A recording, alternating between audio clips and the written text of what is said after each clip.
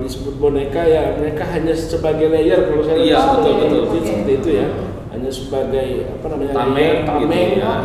Supaya dia bisa melakukan pengembangan pajak, padahal ini yang dijadikan direktur malah tidak tahu apa-apa.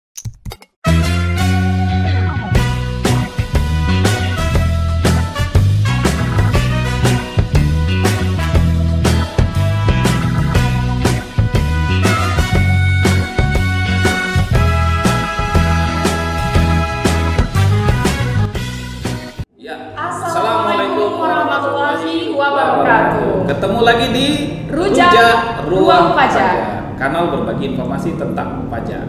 Nah, ya. Cindy, apa kabarnya? Baik, alhamdulillah. Kak Yogi, apa kabar? Insya Allah baik. Alhamdulillah, senang sekali ya. Sekarang kita kembali di studio 306, tentunya dalam Rujak, mengangkat tema yang tidak kalah menarik dengan rujak-rujak sebelumnya. Tema khusus kali ini tentang tindak pidana perpajakan. Wih, serem lah ya. Betul. Nah, Kak Yogi, seperti yang kita ketahui ya, memang Direktorat Jenderal Pajak memiliki peran yang sangat penting dalam menghimpun penerimaan negara ya, sebagai tulang punggung penerimaan negara. Betul, Kak Yogi. 70% APBN dihasilkan dari pajak. Wow. Betul sekali. Dan ini tidak terlepas dari peran serta dari masyarakat, khususnya wajib pajak, baik orang pribadi maupun badan. Betul. Dan seperti yang kita ketahui bahwa sistem perpajakan kita menganut sistem perpajakan self assessment, di mana wajib pajak masyarakat diberikan kepercayaan dalam membayar, melaporkan dan menyetorkan pajaknya. Betul ya? Sekali. Jadi wajib pajak punya hak ya, berkewajiban ya Pak Yogi untuk mereka memperhitungkan sendiri pajaknya, kemudian menyetorkan pajaknya, terakhir melaporkan ya pajaknya. Nah Kak Yogi, bagaimana ya dengan wajib pajak yang kira-kira kalau lapor pajaknya ini kurang tepat, kurang benar gitu. Agak bandel. Betul. Bagaimana penanganan ataupun penegakan hukum di Direktorat Jenderal Pajak untuk WP atau untuk wajib pajak yang bandel ini ya. Dan untuk itu kita sudah mengundang narasumber yang sangat berkompeten di bidangnya kali ini. Betul sekali Kak Yogi, sudah kita hadirkan di tengah-tengah kita tentunya. Langsung saja kita sapa. Narasumber yang pertama merupakan jaksa fungsional bidang tindak pidana khusus. Nah, langsung saja kita sapa Bapak R. Suhartono, SE, SHMM. Selamat pagi Pak Suhartono. Iya, selamat pagi. R. Suhartono, R-nya apa Pak? R-nya? Raden. Raden. Luar biasa. Raden. Konotasi saya Pak Raden yang kumisan. Oke, beliau adalah jaksa fungsional di bidang perpajakan tindak pidana khusus ya di Kejaksaan Tinggi Sumatera Selatan ya Pak. Luar biasa. Beliau khusus yang menangani tentang pelanggaran di bidang perpajakan ya. Biasanya jatuhnya nanti ujung-ujungnya ke beliau nih. Beliau mewakili negara ya Pak ya untuk menuntut. Betul sekali. Untuk narasumber yang kedua Kak Yogi, kita sudah menghadirkan sosok yang sudah tidak asing lagi, sudah terkenal khususnya ya di Kanwil Sumatera Selatan dan Kepulauan Bangka Belitung. Siapa lagi kalau bukan Pak Sigit Indarupa, SST, ME, MIDS. Wow. Panjangnya gelarnya itu gelar apa Bapak Ranjang. Jadi Kak Yogi, Pak Sigit ini merupakan Kepala Seksi Pengawasan 4 di KPP Pratama Palembang Seberang Hulu, sekaligus sebagai ahli peraturan perpajakan, ya, saksi ahli peraturan perpajakan dan juga ahli dalam perhitungan kerugian pendapatan negara. Oke, nanti kita tanya bareng-bareng apa aja sih fungsi dari bapak-bapak yang sudah hadir ini. Mungkin langsung baik ya. Betul, langsung saja. Yang pertama ya, langsung kita nanya nih ke narasumber yang sudah jauh-jauh datang ke sini. Pak Suhartono, Bapak sebagai jaksa fungsional ya Pak di bidang tindak pidana khusus perpajakan gitu. Bisa diceritain Pak fungsi dan tugasnya seperti apa sih Pak? Baik. Jadi dalam penanganan tindak pidana itu kan diatur di KUHP maupun di Undang-Undang Kejaksaan sendiri, bahwa jaksa penuntut umum dalam hal penanganan tindak pidana itu fungsinya adalah ketika mendapatkan berkas perkara dari penyidik, dalam hal ini kan penyidik pajak melalui Korwas Polda Sumsel gitu kan, menyerahkan berkas perkara perpajakan, tindak pidana perpajakan ke jaksa peneliti untuk melakukan penelitian terhadap berkas perkara. Nah, nanti kalau misalnya sudah diteliti ternyata ada kekurangan, dikembalikan lagi ke penyidik untuk dilengkapi. Ya. Setelah berkas itu lengkap, maka tahap selanjutnya itu adalah penyerahan berkas perkara, tersangka dan barang bukti. Nah, setelah itu baru melanjutkan ke ke penuntutan, tindakan penuntutan, yaitu menyerahkan berkas perkara itu ke pengadilan dengan permohonan untuk segera disidangkan, seperti itu. Nah, setelah setelah dilimpahkan ke pengadilan, terus kita mendapatkan waktu kapan persidangannya dilaksanakan, seperti itu. Nah, maka tahap selanjutnya adalah tahap penuntutan, yaitu dimulai dari pembacaan surat dakwaan, terus pembuktian, dan nanti akhirnya kita melakukan tuntutan pidana. Setelah ada tuntutan pidana sudah putus, nanti jaksa penuntut umum juga yang melakukan eksekusi terhadap baik itu badan, terus nanti kalau ada pidana denda, saya melakukan eksekusi juga. Ya. Jadi intinya tugas jaksa di sini mewakili negara untuk melakukan tindakan penuntutan terhadap terdakwa. Oh ya. Dan sekaligus eksekutor terhadap putusannya tadi ya Pak ya. Oh, baik itu berupa apa tadi Pak? Denda ya Pak? Denda maupun hukuman terhadap orang. Penjara badan gitu maksudnya Pak ya. Bisa penjara, bisa kurungan. Kalau di tindak pidana pajak kan ada dua jenis pidana terhadap orangnya. Ada yang kurungan, ada yang penjara, seperti itu. Wah, ada yang dipidana penjara, ada yang kurungan. Kira-kira ada berapa Pak yang sudah pernah ditangani Pak? Kalau secara pribadi saya kan masuk juga pindah-pindah tempat ya. Saya baru masuk di Palembang ini sekitar 2 tahun. Nah, ini setiap tahun pasti ada penanganan tindak pidana perpajakan. Setiap tahun. Kadang 2, kadang 3 perkara satu tahun. Jadi untuk di Palembang sendiri setiap tahun pasti ada ya Pak? Ya. Masih ada ya wajib pajak yang bandel ya Kak Yogi? Ada aja sih memang. Nah mungkin selanjutnya kalau tadi udah dari sisi kejaksaan, nah, sekarang ke Pak Sigit nih. Betul sekali. Pak Sigit sebagai staf ahli. Iya betul, saksi ahli ya, saksi ahli perpajakan dan juga saksi ahli perhitungan kerugian pendapatan negara. Kita ke Pak Sigit. Pak Sigit tadi sudah dijelaskan tindak pidana kurungan, tindak pidana penjara, dan masyarakat masih banyak ya wajib pajak yang tidak patuh atau kurang benar melaporkan pajaknya. Untuk perbuatan-perbuatan yang dikenai sanksi tersebut, Pak Sigit bisa dijelaskan Pak gimana Pak perbuatan apa saja tuh yang bisa dikenakan hukuman pada wajib pajak? Baik, Cindy, Yogi ya. Sebelum ke situ mungkin saya perlu menjelaskan dulu ke kawan pajak bahwasannya sanksi dalam peraturan perpajakan itu dibagi 2. Iya. Yaitu satu sanksi administrasi, dan kedua sanksi pidana. Nah, kalau sanksi administrasi kawan pajak mungkin sudah tahu ada namanya sanksi berupa bunga, ada denda, ada kenaikan. Ya. Yang paling sering biasanya kawan pajak ada dari beberapa teman pajak kita diberikan surat tagihan pajak. STP Pak ya. Tagihan pajak. Ada namanya juga surat ketetapan pajak kurang bayar misalnya. Nah itu adalah contoh-contoh dari administrasi, sanksi administrasi. Nah sekarang ke sanksi pidana. Kalau sanksi pidana ini perbuatannya apa saja sih sampai masyarakat wajib pajak itu bisa dipidanakan? Kalau tadi disebutkan oleh Pak Suartono tadi ada pasal 38, 39, 39A Undang-Undang KUP ya, Undang-Undang Ketetapan Umum dan Tata Cara Perpajakan, Undang-Undang Nomor 6 Tahun 83 sebagaimana diubah dengan Undang-Undang Nomor 7 Tahun 2021. Itu contohnya, Cindy, Yogi, perbuatannya adalah misalnya wajib pajak melaporkan SPT, surat pemberitahuan. Tapi SPT-nya dilaporkan tidak betul, tidak benar. Atau dia melampirkan dokumen-dokumen yang sebagaimana diatur dalam SPT, dokumen lampirannya itu tidak betul, tidak benar. Itu bisa, perbuatan itu bisa pidana. Kemudian bisa juga seperti ini, wajib pajak sudah motong atau mungut pajak dari lawan transaksi. Tapi duit tadi, uang tadi itu tidak di-store ke kas negara, tapi katakanlah ditilep lah. Itu bisa dipidana juga. Ada lagi selanjutnya banyak nih, Yogi sama Cindy. Jadi kawan pajak mesti tahu nih perbuatan-perbuatan apa atau tindakan-tindakan apa yang bisa dipidana. Ada lagi seperti ini.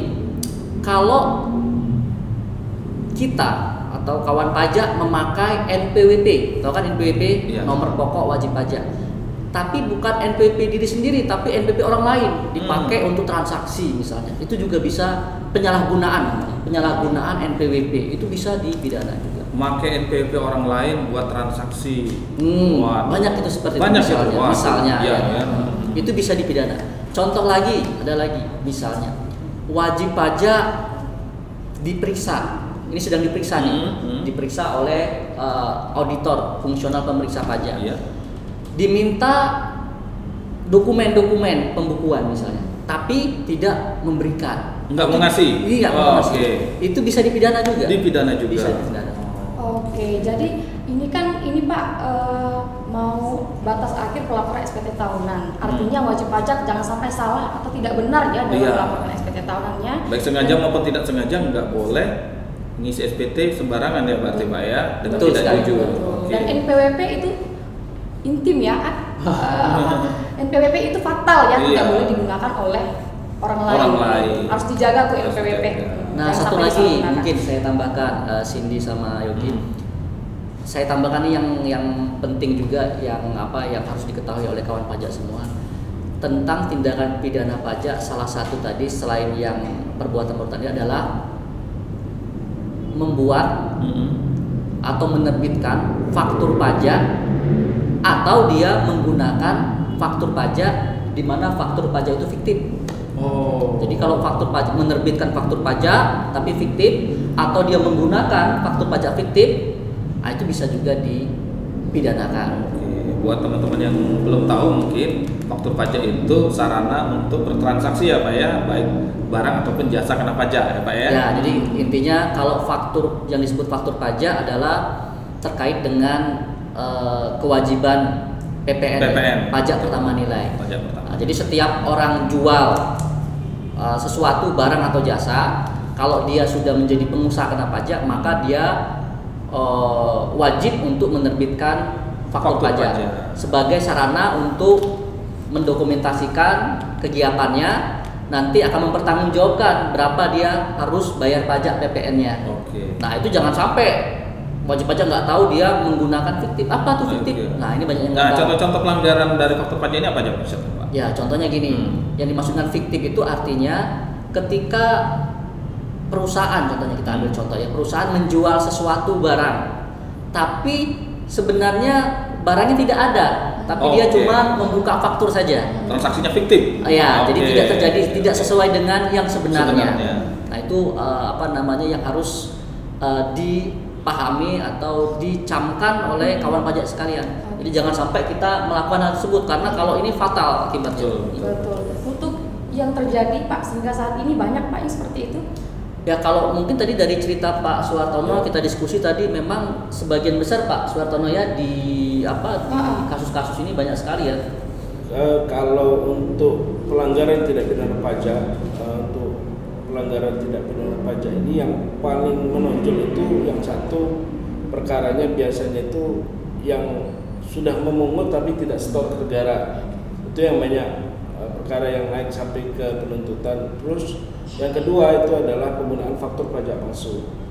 Nah, mungkin bisa saya tambahkan juga dari penjelasan Pak Sigit, ini ada peraturan baru yang agak mirip-mirip dengan tidak pidana korupsi, yaitu menghalang-halangi penyidikan. Jadi kalau penyidik sudah masuk, penyidik pajak sudah masuk, terus ada tindakan untuk menghalang-halangi penyidikan, itu sekarang bisa dipidana juga. Bisa dipidana juga. Untuk persentase keberhasilan Pak, atau ada nggak yang gagal gitu Pak dalam menangani kasus perpajakan? Mungkin lebih gini ya Pak, maksudnya kalau misalnya sudah sampai ke pengadilan, kira-kira berapa persentase yang dimenangkan oleh pajak atau oleh wajib pajak gitu Pak? Kalau kita perkara yang masuk di pengadilan, tentunya kita sebagai jaksa penuntut umum ketika kita menyatakan berkas perkara itu lengkap, tentunya kita sendiri sudah punya keyakinan. Siap. Karena hukum pidana kita, di hukum acara pidana kita itu untuk suatu perkara itu bisa terbukti itu kan harus ada 2 alat bukti dan keyakinan hakim. Kalau jaksa penuntut umumnya aja belum yakin, mungkin kan? Nggak mungkin dimajukan ya Pak. Mungkin meyakinkan orang kalau kita sendiri tidak yakin. Iya, betul. Makanya setiap perkara yang kita naikkan ke penuntutan itu pasti kita sudah memiliki keyakinan sendiri, dan berkas perkara itu dengan koordinasi selama ini dengan pihak penyidik sangat baik ya. Artinya apa yang diperlukan untuk pembuktian nantinya itu sudah kita persiapkan sejak di penyidikan. Seperti itu, dengan penyidik memenuhi semua petunjuk yang diberikan oleh jaksa peneliti tadi itu. Makanya itu kalau untuk kesuksesan penanganan tindak pidana perpajakan itu semuanya, kalau untuk daerah Sumatera Selatan yang kita tuntut itu semuanya alhamdulillah bisa terbukti. Berhasil begitu ya. Nah, tadi ngobrol-ngobrol tentang 4 alat bukti ya Pak ya. Ya. Nah, itu 4 alat bukti yang bisa dijadikan dasar di pengadilan itu apa aja Pak? Kalau alat bukti yang kita kenal di kitab undang-undang hukum pidana, hukum acara pidana itu kan, satu keterangan saksi yang pasti, kedua adalah surat, ketiga adalah keterangan ahli, yang keempat adalah pengakuan tersangka. Mungkin itu tadi ya. Balik lagi ke Pak Sigit. Betul sekali. Ngomong-ngomong, salah satu buktinya tadi dari keterangan ahli. Ahli. Kawan pajak dan Kak Yogi.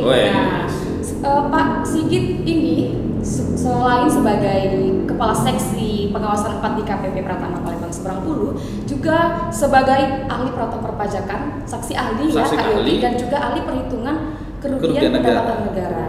Nah, berarti Pak Sigit ini menjadi salah satu dari 4 orang yang menjadi saksi ahli di Kargil Sumsel Bubble. Bukan cuma itu Pak Cindy. Gimana Kak? Aku dengar ini katanya Pak Sigit ini satu dari 123 orang saksi ahli di bidang perpajakan. Iya. Di antara 45.000 pegawai kantor Direktur Jenderal Pajak. Luar biasa. Sebenarnya kurang tepat kalau disebut sebagai saksi ahli ya, tapi lebih tepat adalah keterangan ahli.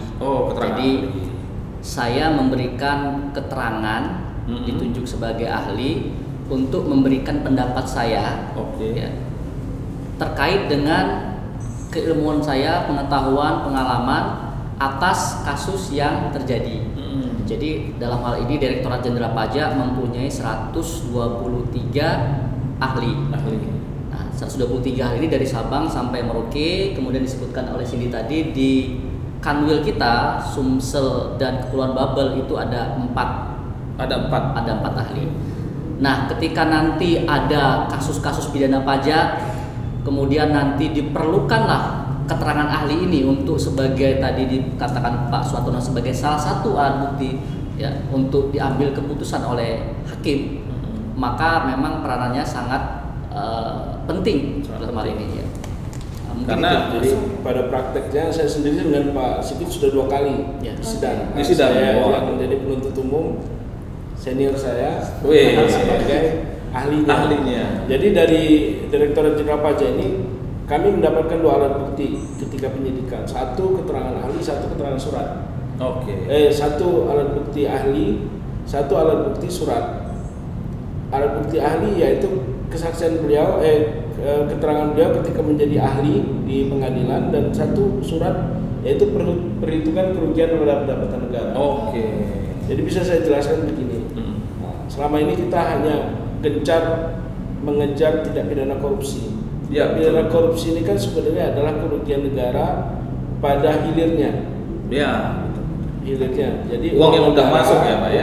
Uang sudah ada di negara, ketika pengelolaan penggunaannya terjadi penyimpangan. Nah, sementara kerugian negara ini juga ada di hulunya. Betul. Yaitu kerugian negara pada pendapatannya. Jadi dengan salah satunya adalah tindak pidana perpajakan. Jadi dengan si wajib pajak tidak membayar pajak, maka negara sebenarnya sudah dirugikan. Oke, Pak. Makanya ada istilah kalau di pajak kerugian pada pendapatan negara. Nah, selama ini kita hanya mengejar di hilirnya penggunaan, tapi kita kurang mengejar tindak pidana ini ketika seharusnya pajak uang negara itu masuk melalui pajak. Iya. Berarti intinya Pak, mengemplang pajak itu sama aja dengan korupsi sebenarnya Pak ya. Secara garis besar ya Pak ya. Ada saja begini, kesadaran masyarakat itu ada. Kalau beberapa kali saya menangani tindak pidana korupsi dengan tindak pidana pajak, ini ada perbedaannya. Iya. Jadi kalau orang yang korupsi itu dia sadar bahwa dia sudah melakukan tindak pidana korupsi. Oh iya, betul. Sementara kalau pelanggar pajak, dia biasanya ngerasa aman-aman aja ya. Saya nggak merugikan apa-apa terhadap negara ini. Padahal sebenarnya dia itu merugikan juga kan. Sebenarnya dia merugikan juga. Iya, menyebabkan APBN tadi nggak tercapai ya Pak ya. Betul. Nah, cuma memang yang perlu tanamkan kesadaran dalam masyarakat juga, bahwa ketika dia tidak membayar pajak, sebenarnya dia sudah merugikan negara juga. Oh iya, betul. Cuma memang di beberapa perkara yang saya tangani, yaitu kalau mengemplang pajak itu saya kan nggak ambil duit dari mana-mana. Iya. Sehingga kesadaran masyarakat itu sebenarnya kurang. Betul, saya setuju. Padahal sebenarnya itu sudah merugikan negara juga dari sisi penerimaannya ya. Dari sisi penerimaannya. Tetapi orang awam Pak taunya korupsi nih merugikan negara gitu. Jadi baru tidak bayar pajak tidak merugikan negara. Iya, dia merasa merugikan negara. Betul sekali. Oh jadi begitu ya Pak, masyarakat awam kan taunya yang bisa dipenjara cuma yang korupsi aja. Korupsi aja. Padahal merugikan penerimaan negara. Dari hulunya juga, dari sistem penerimaan pajak juga itu bisa dipidanakan. Betul, iya, betul. Terus begini Pak, wajib pajak kan terdiri dari wajib pajak orang pribadi dan juga wajib pajak badan begitu. Ya. Untuk orang pribadi kan sudah jelas nih Pak, orang pribadi si A sebagai tersangka atau terdakwa. Untuk wajib pajak badan nih Pak, yang bertanggung jawab untuk tidak dipidana gitu siapa Pak? Jadi ini ada perluasan subjek tindak pidana. Jadi kalau secara umum di KUHP memang subjek pidana itu adalah reh person, artinya orang per orang. Tapi untuk beberapa tindak pidana tertentu itu juga melibatkan wajib pajak korporasi. Artinya dalam hal ini korporasi atau perusahaannya itu bisa dituntut juga pidananya. Tentunya kalau ini korporasi tidak ada ancaman pidana penjara, tapi ancamannya adalah denda ditambah 1/3 biasanya. Okay. Nah, sama seperti tindak pidana korupsi, nanti korporasinya juga bisa kita lakukan penuntutan. Dalam hal orang per orang, nah ini ada kekhususan juga di tindak pidana pajak, yaitu saya juga pernah melakukan penuntutan bahwa orang itu tidak harus sebenarnya ada di dalam akte atau kepengurusan badan itu Pak ya. Di dalam akte pendirian perusahaan. Artinya ini sebenarnya adalah upaya, kan banyak ini modus pengemplang pajak ini dia menggunakan nama orang lain.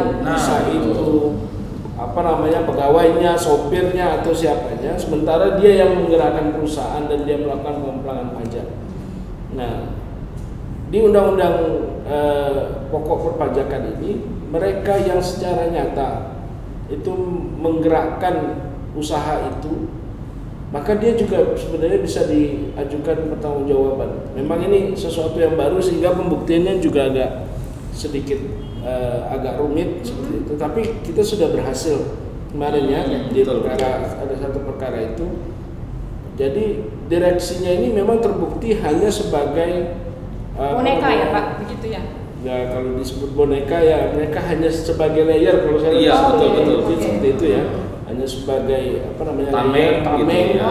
Supaya dia bisa melakukan pengemplangan pajak. Padahal ini yang dijadikan direktur malah tidak tahu apa-apa tentang yang aktif melakukan jual beli.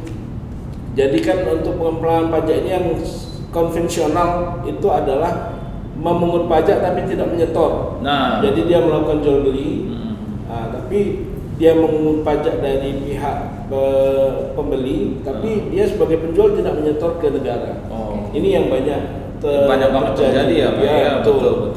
Nah, jadi ini juga jadi pengingat nih buat teman-teman pajak bahwa enggak semua tindak pidana perpajakan itu cuma dilakukan oleh wajib pajak badan pengurus aja. Kalau pengendali ibaratnya Pak ya, pengendali di badan itu misalnya minjem perusahaan orang lain digunakan untuk mengeplang pajak, jangan dipikir bahwa itu nggak bisa dipidana ya Pak ya, tapi itu juga bakal bisa dituntut di ranah pidana. Mungkin saya tambahin ya, Iya. Cindy sama Yogi, Pak Suartono, mungkin saya tambahin kasus kita itu Pak ya. Iya. Jadi tadi disebutkan oleh Cindy kalau wajib pajak itu ada orang pribadi dan badan. Kalau orang pribadi udah jelas, kalau dia melakukan tindak pidana ya orang pribadi tersebut. Nah sekarang badan. Nah badan ini memang dalam ketentuan peraturan dalam undang-undang ketentuan umum dan tata cara perpajakan, undang-undang KUP kita sebut, itu memang di pasal 32 ya Pak ya, di state kalau dalam menjalankan hak dan kewajibannya itu wajib pajak dalam bentuk badan itu akan diwakili oleh pengurus. Nah, tapi pengurus di sini maknanya luas. Kalau yang kita ketahui kan, masyarakat awam ketahui, kawan pajak ketahui, yang dimaksud dengan pengurus ya direksi yang termasuk dimasukkan dalam akte pendirian maupun akte perubahan. Tetapi kalau disebutkan tadi oleh Pak Suartono juga, kalau di pajak itu ada lebih luas lagi maknanya, penjelasannya dan ketentuannya lebih luas lagi. Di pengurus di sini bukan semata-mata dia masuk dalam akte. Walaupun dia tidak masuk dalam akte, tapi secara nyata dia mempunyai wewenang mengendalikan perusahaan. Maka dia adalah sebagai wakil wajib pajak. Yang tentu saja nanti sebagai wakil pajak mempunyai tanggung jawab atas pemenuhan kewajibannya. Termasuklah kalau dia wajib pajak badan usaha ini melakukan pidana, maka yang bertanggung jawab adalah si orang tadi ya. Walaupun itu. Orang tadi tidak termasuk di dalam akte pendirian atau perubahan ya. Iya betul kali. Pak, tadi kita menyinggung sekarang soal sanksi dan denda. Tadi sudah disinggung sama Pak Suartono, Kak Yogi, bahwa hukuman begitu, kita punya hukuman tidak hanya melulu soal penjara atau kurungan, tapi ada sanksi, denda dan sebagainya gitu. Bisa dijelaskan mungkin Pak Sigit ya, dalam peraturan perpajakan sendiri Pak, sanksi denda yang harus dibayar atau dijatuhkan kepada terdakwa kasus perpajakan sendiri seperti apa Pak? Atau mungkin 3 kali dari hutang pajak atau berapa Pak? Seperti apa? Ya. Jadi kalau dijelaskan tadi sudah dijelaskan juga sebenarnya oleh Pak Suartono ya, kalau di sanksi pidana kita ada kumulatif itu berupa denda dan penjara, atau tadi dijelaskan juga ada namanya kurungan Pak ya. Kalau dalam hal pasal 38 artinya wajib pajak kealpaan ya, nah itu kurungan. Nah sekarang tadi terkait denda, kalau denda ini kalau dia tidak sengaja atau alpa, ini berarti dia dendanya itu minimal 1 kali, maksimal 2 kali dari jumlah pajak yang kurang dibayar. Nah itu kalau yang alpa atau tidak sengaja. Tapi kalau dengan sengaja itu berarti tadi disebutkan pasal 39 dan pasal 39A. Berarti dendanya bermacam-macam nih, mulai dari 2 kali jumlah pajak yang tidak dibayar tadi, maksimal bisa sampai kalau dia faktur Pak itu bisa sampai 6 kali. 6 kali. 6 kali ya. Dari terutang ya. Dari pokok dari pajak yang seharusnya dibayar ke kas negara ya, seperti itu. Nah Pak, jadi kan sebagai wajib pajak ini, wah ini agak ngeri-ngeri juga nih ngomongin tentang pidana pajak ya, termasuk juga sanksi administrasinya juga. Ada nggak minimum atau maksimum ininya Pak, sanksinya tadi? Terus apakah semua pelanggaran terhadap pajak itu pasti kena penjara gitu? Iya. Adakah upaya? Iya, ada upaya lain atau gimana Pak? Dari wajib pajak ya. Sebelum dikenakan hukuman gitu. Iya betul. Ya mungkin nanti ditambahin Pak Suartono ya. Mungkin yang pertama saya jawab ini dari Yogi terkait dengan apakah ada usaha-usaha jangan sampai di penjara dah. Iya. Jangan sampai di penjara. Pada prinsipnya memang di tindak pidana penanganan tindak pidana pajak di kita di Indonesia itu menganut prinsip ultimum remedium. Apa itu? Ultimum remedium berarti tindak penegakan hukum untuk tindak pidana pajak ini adalah tindakan terakhir yang diambil oleh negara terhadap wajib pajak yang melakukan kesalahan-kesalahan tadi. Jadi dilakukan dulu tindakan-tindakan sebelumnya. Ya katakanlah misalnya dihimbau dulu, dipersuasifkan, bahkan ketika dilakukan proses-proses mulai dari kita sebut sebagai pemeriksaan bukti permulaan, itu ditawarin lagi untuk melakukan pembetulan SPT namanya, dilakukan pembetulan SPT agar tidak dinaikkan ke penyidikan misalnya. Itu sudah ditawarin, sudah pasti ditawarin. Kemudian ya kalau wajib pajak tidak memanfaatkan kesempatan itu, maka akan naik ke penyidikan. Di tingkat penyidikan ditawarin lagi sebenarnya Yogi sama Cindy, ditawarin lagi, bukan artinya dikasih ada ketentuan kita yang mengatur kalau di tahap penyidikan pun bisa diselesaikan kewajiban perpajakan dengan membayar jumlah tertentu ya. Nah, kemudian kalau tidak juga, ya nanti sudah sampai ke penuntutan. Bahkan di undang-undang baru kita, di undang-undang perubahan terbaru, sudah di teman-teman jaksa, ya, kalau dia membayar sesuai dengan peraturan, maka bisa dilakukan penuntutan tanpa penuntutan penjara, Pak ya. Artinya seperti itu. Jadi artinya kalau kita lihat ini sebenarnya negara udah maksimal menawarkan ini diselesaikan, tolong diselesaikan, dibetulkan, diberikan kesempatan. Iya. Maka kalau juga tidak dipakai, digunakan, ya itulah hukum tetap harus ditegakkan. Ya. Kebanyakan Pak, ada nggak sih Pak WP yang wajib pajak yang menggunakan kesempatan itu atau maju terus gitu sampai dengan akhirnya dijatuhi hukuman penjara? Ya, kalau di prakteknya banyak sekali ya. Artinya ketika dia dilakukan misalnya pemeriksaan bukti permulaan, ya. Kalau pemeriksaan bukti permulaan kan dalam rangka untuk mencari-cari bukti adakah tindak pidana atau perbuatan pidana. Nah, itu banyak juga masyarakat atau wajib pajak yang melakukan pembetulan. Kalau kita lihat di aturan itu Pak Suartono ya, pasal 8 ayat 3 ya Undang-Undang KUP. Nah, jadi kalau ketika dia melakukan hal itu, maka ya case-nya close sampai dengan situ. Jadi selama si wajib pajak ini mau mengakui kesalahannya dan melakukan pembayaran terhadap kerugian negara sesuai dengan ketentuan, maka bisa jadi tidak dijatuhi hukuman pidana penjara tadi ya Pak ya. Ya, mungkin Pak Suartono bisa tambahkan. Ya. Jadi sebenarnya kan hukum pidana itu ada beberapa sumber hukum pidana. Yang satu yang pasti yang kita tahu KUHP sebagai kodifikasi hukum pidana. Kedua ada undang-undang pidana di luar KUHP. Ya, kita sebut saja seperti undang-undang pemberantasan tindak pidana korupsi. Nah, yang ketiga itu ada undang-undang yang sifatnya administratif. Tapi kalau administratif kan artinya hanya mengatur. Tapi kalau orang sudah dengan aturan administratif tidak bisa lagi diatur, sebagai pendorongnya agar orang itu mau mengikuti peraturan perundang-undangan, maka dipressure dengan adanya ancaman pidana. Nah, contohnya itu ya undang-undang pokok pajak.